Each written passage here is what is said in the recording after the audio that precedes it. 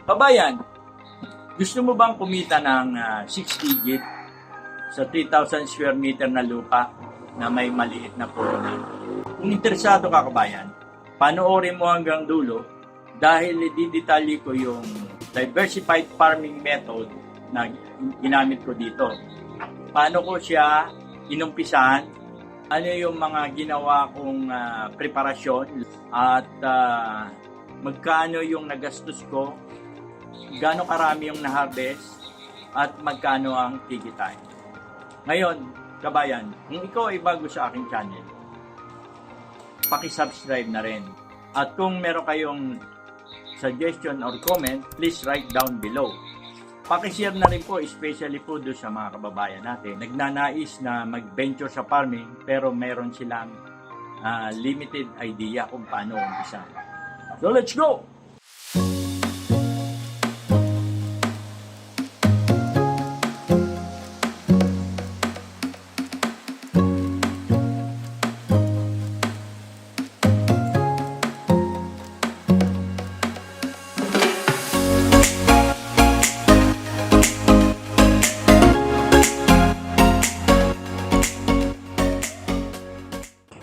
Good morning people. Binabati po kayo ng isang maligayang Pasko at masaganang bagong taon saan man panig kayo ng mundo naroon. Ngayong araw po na ito ay maganda po ang pag-uusapan natin. Ito po ay tungkol doon sa smart or diversified farming na in-apply ko po dito sa aming sakahan. Dito po i-explain ko po sa inyo ano po ba yung method na ginamit ko na tinatawag ko rin pong dense method. At number 2, ididetalye ko din po kung paano ako nag-start from land preparation hanggang magtanim hanggang mag-harvest. And number 3, akakain din po natin kung ano yung mga naging resulta. Ito ba ay maganda at kapakipakinabang. Inumpisahan po natin sa paggawa ng plano. So ang kinonsidera po natin yung sa mga itatanim natin ay yung pong yung klima dito sa lugar namin, yung source ng tubig at saka po yung lupa na pagtataniman. At tapos tiningnan ko rin po ano po ba yung halaman na magbibigay ng tuloy-tuloy na income. So yun po yung mga factor na tiningnan natin bago po sa paggawa po natin ng plan. Ang nakita ko pong halaman na magandang kombinasyon ay yung dragon fruit at strawberry. Ang dragon fruit po kasi ay namumunga ng May at nag-e-end ng November. At ang strawberry naman po ay nag-i-start fruiting ng December at nag-i-end naman po ng May. So dito po masisigurado po natin yung continuous na pagpasok ng income dahil magkaiba po sila ng fruiting season. And then nagtanim po din tayo ng kinonsidera din po natin yung talong. Dahil yung talong po ay perennial crop, dire-diretso ang pamumunga. Isinama ko rin po sa plano ang luya kasi po ang luya ay annual crop. So ito po, dito ko po kukuhanin yung pupunanin sa susunod na season ng pagtatanim kasi po once a year lang kung ito ay mag-harvest. Tapos hindi naman po siya masyadong alagain at pwede po itong magsilbi rin na insect repellent. Para sa short-term goal naman po natin, nagtanim po tayo ng pechay, mustasa at saka okra para meron po agad ma-harvest. Sinimulan po natin ang sa paglilinis o clearing operation. Pagkatapos po ay pinaararo o pinabungkal natin ang lupa, pinulverize at gumawa po tayo ng mga plat para sa ating luya. At pagkatapos po noon ay binilad sa araw para yung mga unwanted na mga bacteria ay mawala. At ginamitan na rin po natin ito ng in-applyan din po natin ng basal application para meron na po agad na pataba ang lupa na makakain po ng halaman. Ano po bang advantages or benefits na meron ang sistema na ginagamit natin na TENS? So number 1 po ay yung for personal consumption natin. Instead na bumibili po tayo ng ating ginagamit sa ating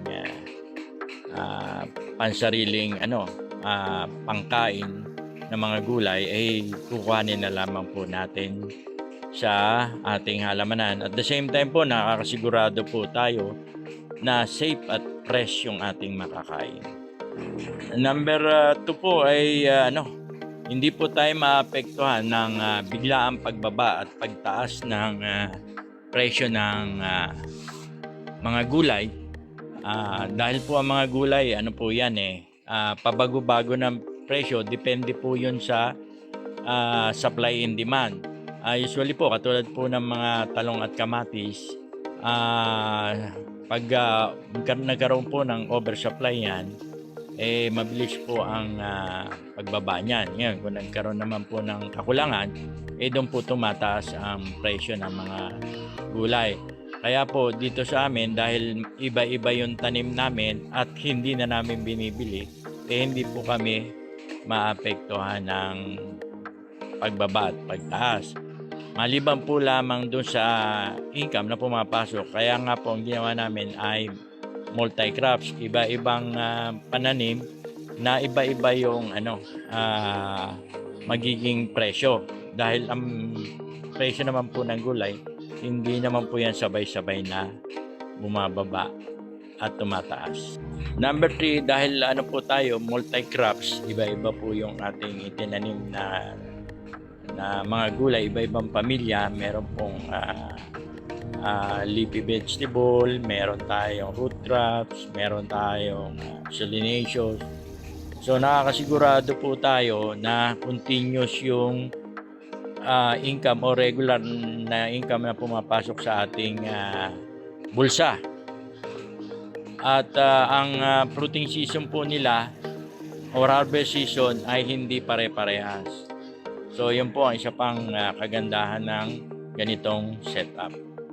Number 4, eco-friendly po rin ang ating approach sa pagtatanim, kasi nga po hindi tayo gumagamit ng chemical fertilizer na siyang nagiging sanhi ng acidity ng lupa, at hindi rin po tayo gumagamit ng chemical pesticide na pumapatay naman po dun sa mga unwanted na mga microorganism at insect, at ganon din pinapatay din po niya yung mga beneficial insect na kailangan naman din po ng ating halaman. Number 5, nag-recycling din po tayo, kasi po yung mga farm waste, kagaya po ng mga trimmings, ng mga damo na na-cut natin mula doon sa ating farm, ay binubulok natin kasama po yung mga manure na galing sa mga poultry,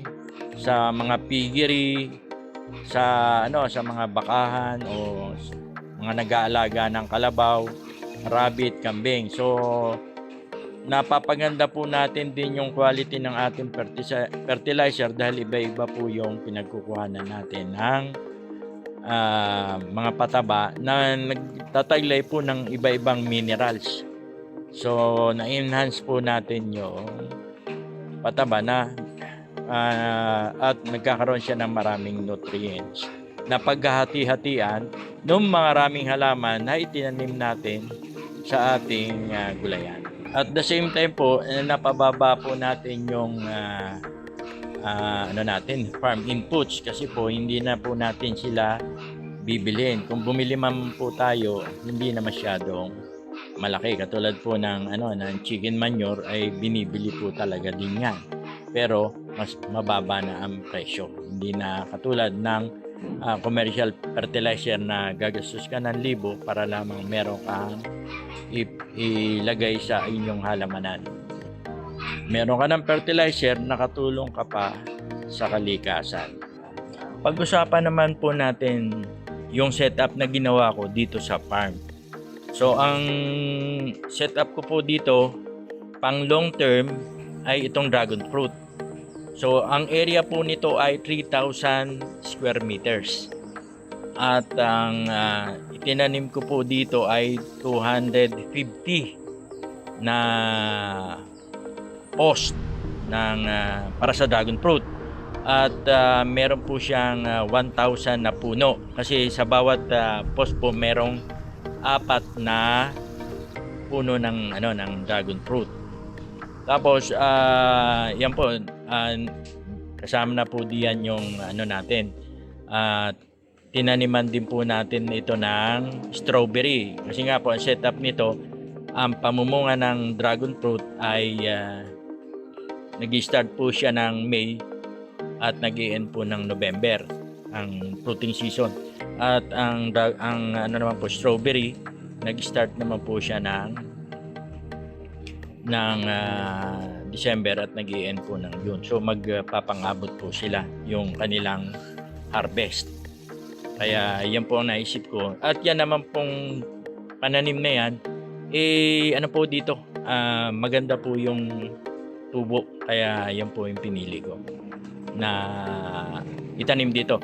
Ngayon, dun sa sa optional po yun, yung pagtatanim po ninyo ng dragon fruit kasi po medyo malaki po ang investment sa dragon fruit. Sa poste lamang po ay gumastos na ako ng actually hindi po sa akin yung pera, sa kapatid ko po at sa bayaw ko ay sila po yung namuhunan doon sa dragon fruit, yung setup ng dragon fruit. So sa poste na lamang po 550 to 600, hindi pa po kasama yung land preparation, pag-ukay ng lupa at iba pa. So ang sa akin po ay yun lamang yung cash crop na itinanim ko dito. So kasama po doon sa setup ko na yun ay yung 1,500 na puno ng talong, 2,200 na puno ng luya. Meron po akong 400 na puno ng strawberry, 300 na puno ng okra, 250 na puno ng sitaw. At sa perimeter naman po, tinaniman ko po yan ng papaya, pinya, saging, lemongrass, citronella, kasaba, sweet potato o kamote, spring onion, gabi at chili. So yun po yung itinanim ko. Ngayon, pag-usapan naman po natin magkano ba ang pwedeng kitain o potential income ng mga itinanim kong gulay. So pag-usapan po natin yan. So dun po sa 1,500 na puno ng talong ay 10% po nun ay yung mortality rate, meaning ang nag-survive at naging produktibo po ay 1,350 na puno ng talong. So ang average yield po niyan, base po ron sa mga statistic din yan, is 3 to 5 kilos. So ilagay na po natin sa conservative estimate na 3 kilo. So ang total po ma-harvest niyan hanggang mamatay yung talong ay 4,050 kilos. Ngayon, ang good quality po niyan, hindi naman po 100% yan ay maibenta mo. Kasi may mga po yan, may mga rin yan, mga defect, tapos may mga problema, mga shoot borer, mga kain ng ng mga uod. So 75% lamang po ang base po sa karanasan namin na nakukuha doon sa na good quality na naibenta namin sa pamilihan. So approximately po mga 3,000 kilos lang ang good quality na for harvest yun. For bibenta natin sa palengke. So ang average na bentahan po dito nagre-range po sa ngayon sa 40 to 60 kilos. So inilagay ko na lamang po sa 50 pesos. So ang pwede po nyong kitain sa talong alone, yung entire duration ng life cycle ng talong ay 150,000. Ngayon, dumako naman po tayo sa luya. Sa luya po, meron po akong 2,200 na puno. Ang mortality rate din po niyan is nasa 10% din. So, ang nag-survive, mga nasa 2,000 na puno. At ang average yield po naman yan, 1:2 kilos. Actually, meron pa nga pong 2.4 kilos nung nag-trial kami. Ay kaya lang po, for conservative estimate ay ginawa ko na lang 1 kilo.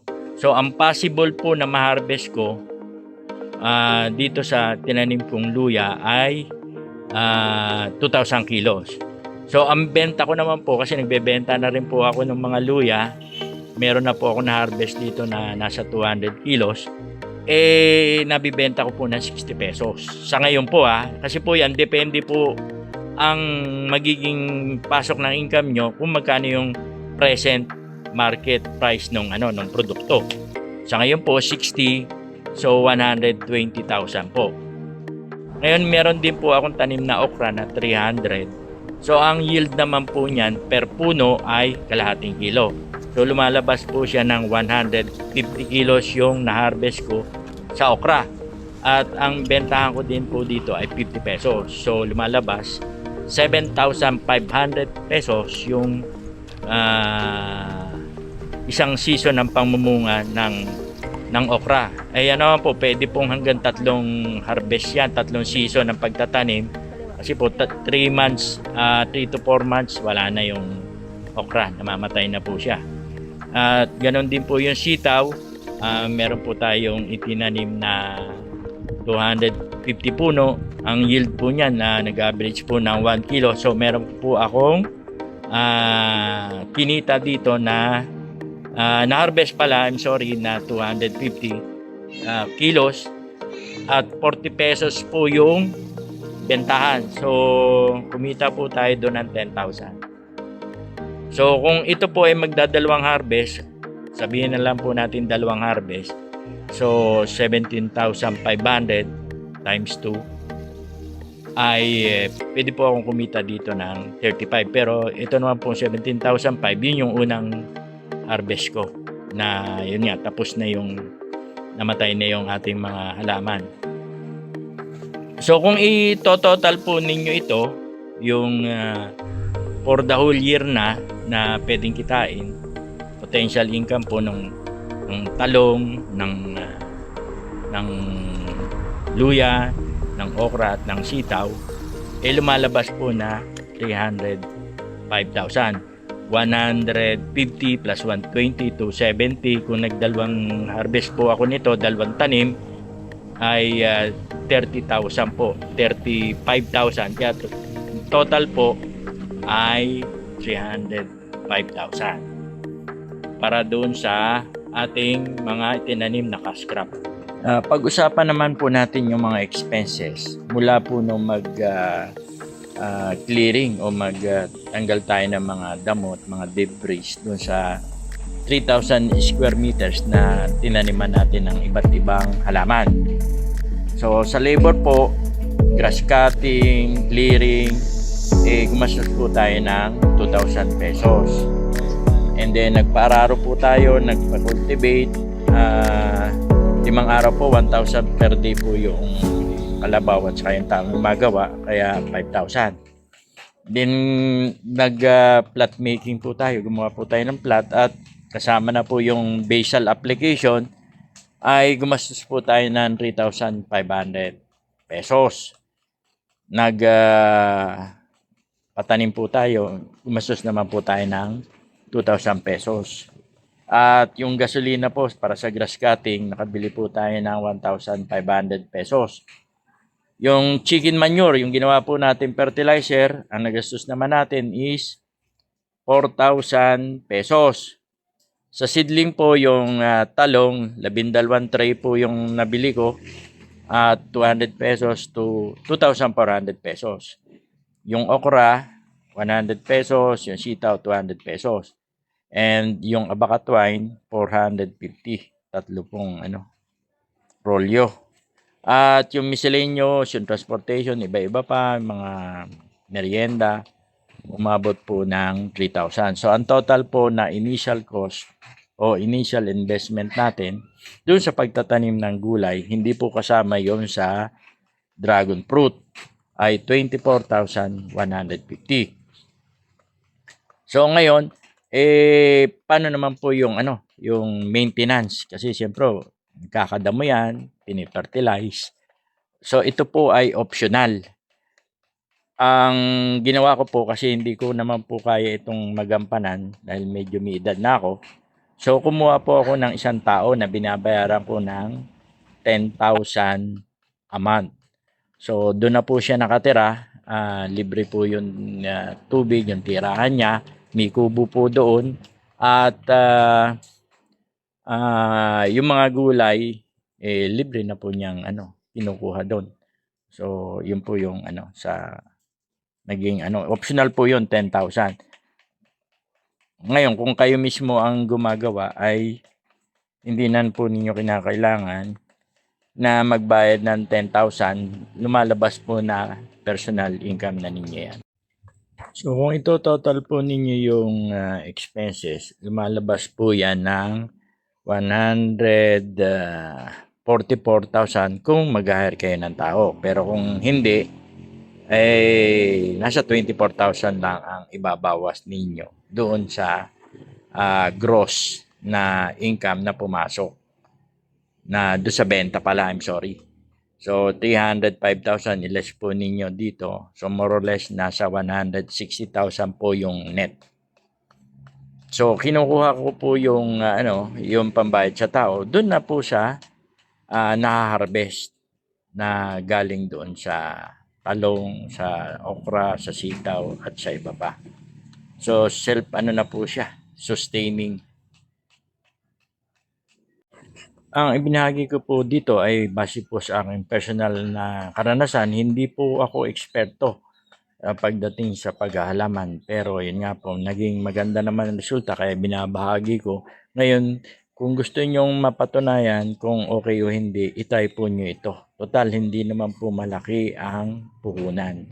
At sabi ko nga po, ang farming po ay everyday learning experience yan.